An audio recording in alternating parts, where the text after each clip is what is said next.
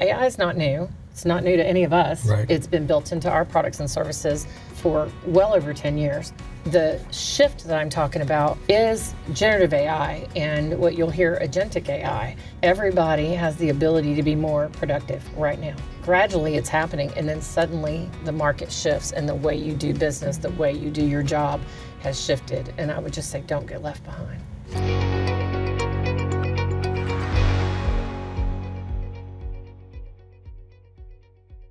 When we were all in New Orleans earlier this year at NADA and talking to clients and making our way around the show floor and listening to some of the sessions, AI was front and center with just about every conversation, right? Right.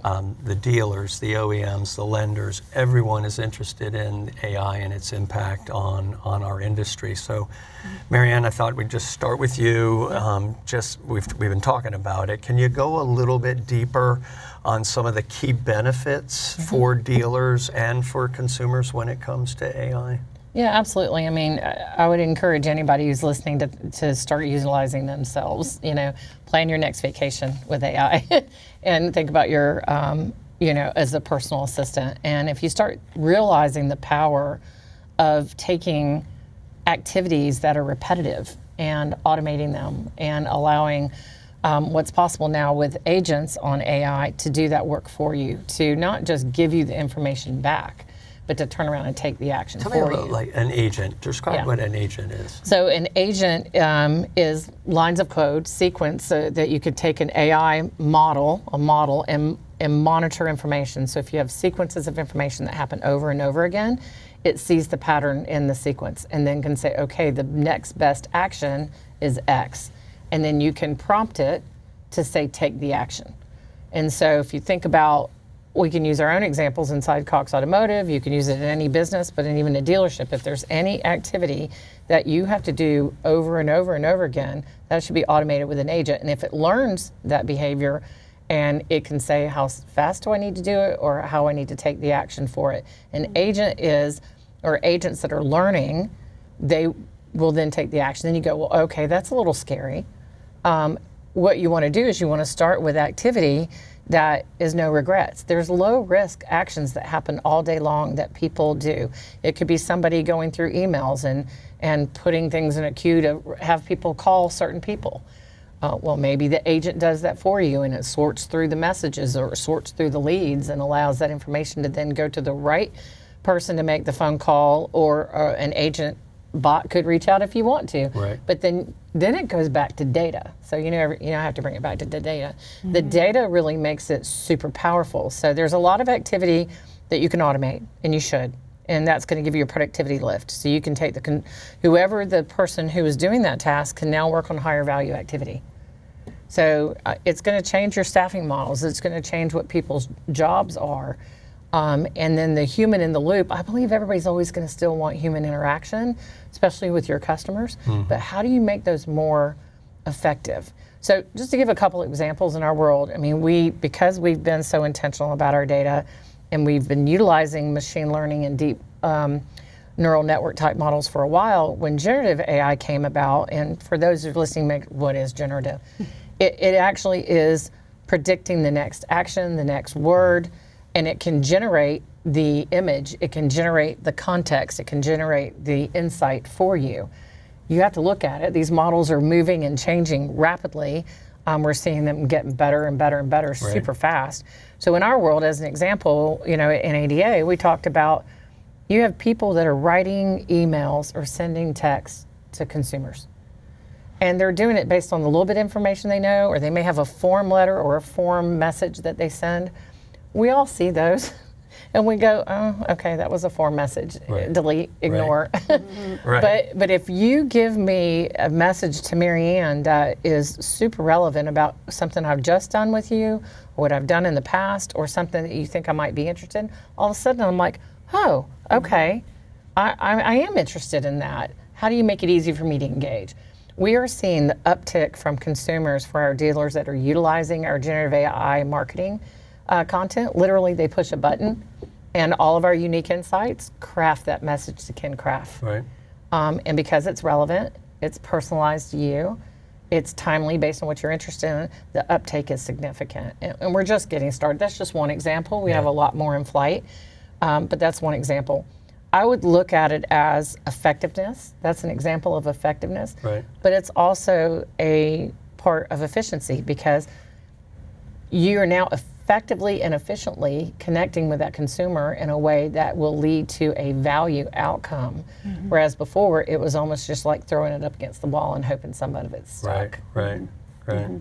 Jonathan, you mentioned that when we started that you spend a lot of time as our chief economist talking to lots of customers, but really across the automotive industry and other industries. What's your perspective on AI, and what do you see? Oh, I see huge potential. We know that the process has to be improved from an experience point of view.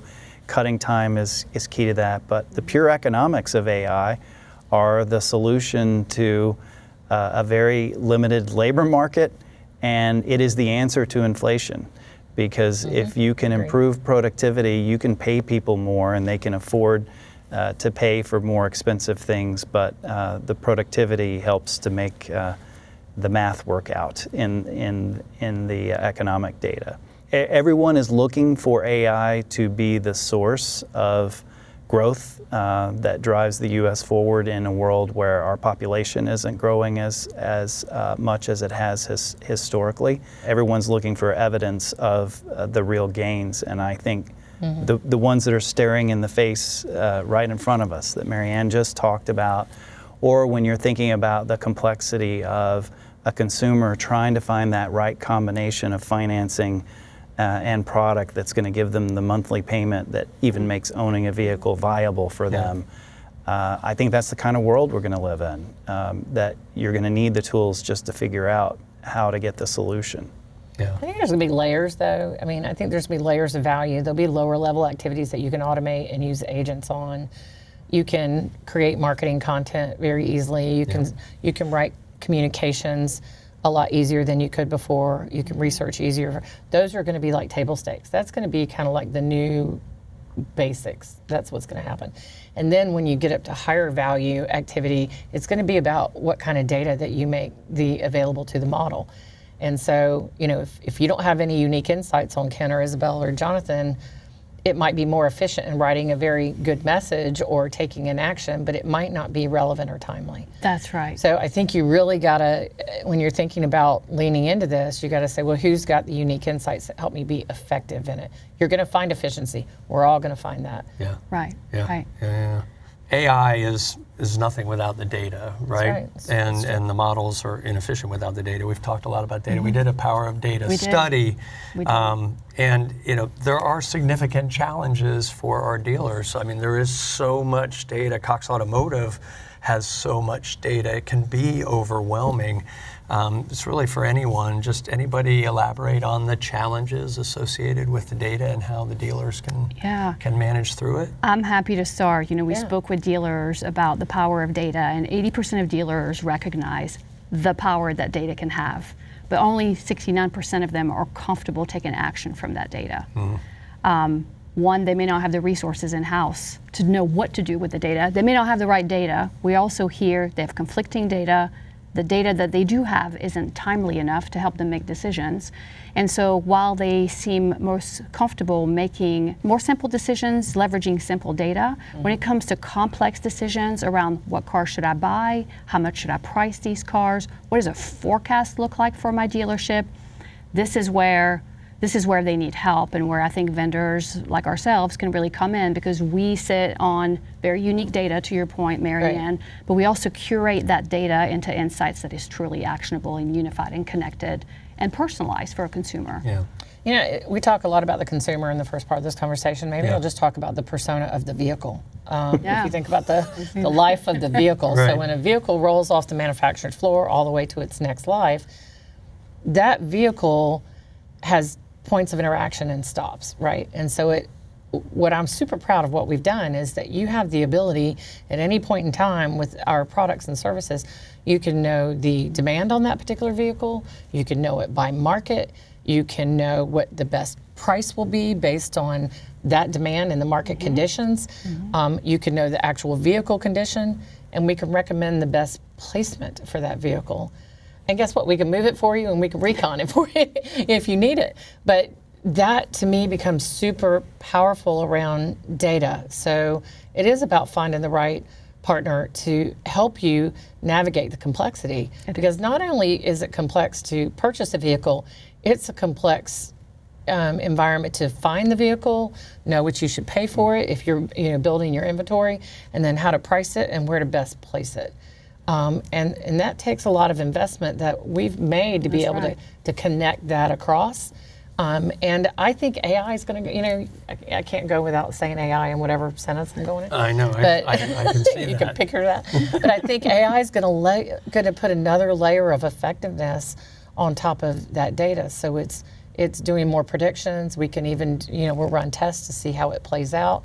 Because we do see the cause and effect. We do see the inventory. We do see when the vehicle goes into the market. And we do see when it gets sold. And so you can prove out value to make it, again, more effective and more efficient. Yeah. Well, very good. I think that's a perfect place for us to kind of wrap up our conversation. I can't thank you all enough for joining me. These are the kind of conversations that get me excited, and just, the amount of knowledge around the table,